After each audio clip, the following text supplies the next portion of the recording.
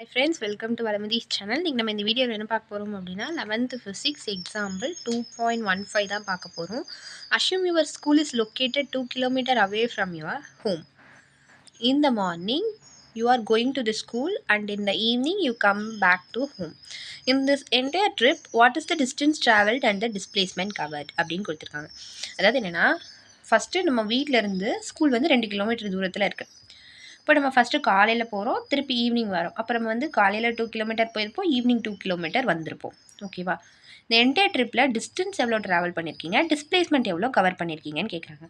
Distance ட்ராவல்னால் என்ன? நம்ம எவ்வளோ தூரம் போயிட்டு திருப்பி வந்திருக்கோம், அது எல்லாத்தையும் ஆட் பண்ணணும். அப்போ ஃபஸ்ட்டு 2 கிலோமீட்டர் போனோம், திருப்பி வந்து 2 கிலோமீட்டர் வந்தோம். அப்போ 2 + 2 4 கிலோமீட்டர். இதான் வந்து டிஸ்டன்ஸ்.